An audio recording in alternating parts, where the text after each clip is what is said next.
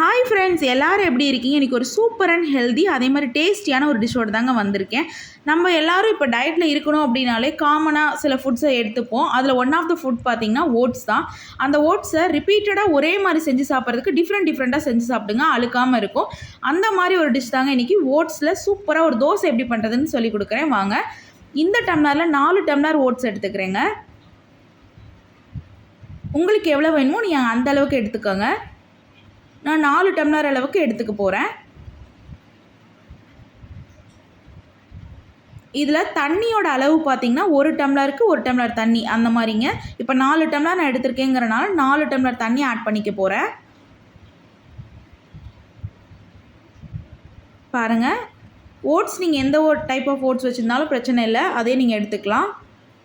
இது அப்படியே ஒரு 15 மினிட்ஸ் நான் தண்ணி ஊற்றுனதுக்கப்புறம் ஒரு 15 மினிட்ஸ் விட்டுக்கு போகிறேன். விட்டதுக்கப்புறம் பாருங்கள், நல்லா ஊறிடுச்சு ஓட்ஸ் தண்ணியில். பாருங்கள், நல்லா ஊறிடுச்சு. 15 மினிட்ஸே போதுமான அளவு தாங்க, அதிலே நல்லா ஊறி இருக்கும். இதை அப்படியே நான் என்ன பண்ணிக்க போகிறேன்னு பார்த்தீங்கன்னா, ஒரு மிக்ஸி ஜாரில் மாற்றிக்க போகிறேன். ஏன்னா எல்லாத்தையும் நம்ம பேட்டர் கன்சிஸ்டன்சிக்கு அரைச்சி எடுக்கணும் இல்லைங்களா, அதனால். போய் எடுத்து வச்சுருந்த அந்த ஊறியிருந்த ஓட்ஸை அப்படியே நான் மிக்ஸி ஜாரில் மாற்றிக்கிறேன். அந்த தண்ணி பிரச்சனை இல்லை, அதை கூட ஆட் பண்ணிக்கோங்க. ஏன்னா நம்ம தண்ணி கால்குலேட் பண்ணி தான் ஊற்றிருக்கோம். இது கூட ஒரு பச்சை மிளகா, அரை பெரிய தக்காளி, அரை தக்காளி கட் பண்ணி வச்சுருக்கேன், அதை ஆட் பண்ணிக்கிறேங்க. இது கூடவே ஒரு பெரிய வெங்காயத்தில் அரை பெரிய வெங்காயம் மட்டும் இது கூட ஆட் பண்ணிக்கிறேன். இது கூட 4 பல்லு பூண்டுங்க.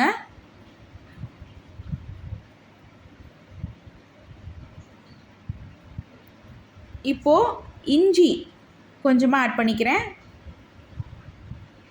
இதெல்லாம் நான் எடுத்துருக்க குவான்டிட்டிக்கு நீங்கள் எவ்வளோ எடுக்கிறீங்களோ அதுக்கு ஏற்ற மாதிரி எல்லாத்தையும் போட்டுக்கோங்க. தேவையான அளவுக்கு உப்பு ஆட் பண்ணிக்கோங்க. கல் உப்பு போட்டுக்கோங்க, கொஞ்சம் டேஸ்ட் நல்லாயிருக்கும் எப்பயுமே எந்த ஃபுட்லேயுமே. அதுக்காக ஒரு 1/4 ஸ்பூன் அளவுக்கு சீரகம், அரை ஸ்பூன் அளவுக்கு மிளகாய் தூளுங்க. இது சக்தி மிளகாய் தூள் தான் நான் எடுத்திருக்கேன். உங்கள்கிட்ட என்ன மிளகாய் தூள் இருக்கோ எடுத்துக்கோங்க. அரை ஸ்பூன் தனியாத்தூள். இது எல்லாமே ஆட் பண்ணியாச்சுங்க.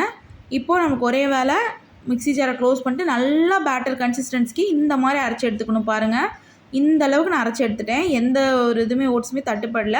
நல்லா ஃபைன் பேட்டராக அரைச்சி எடுத்தாச்சு. இந்த மாதிரி நீங்கள் அரைச்சி எடுத்துக்கோங்க. அப்போ தோசை ஊற்றுறதுக்கும் எடுக்கிறதுக்கும் ஈஸியாக இருக்கும், திருப்பி போடுறதுக்கு எல்லாத்துக்குமே ஈஸியாக இருக்கும்.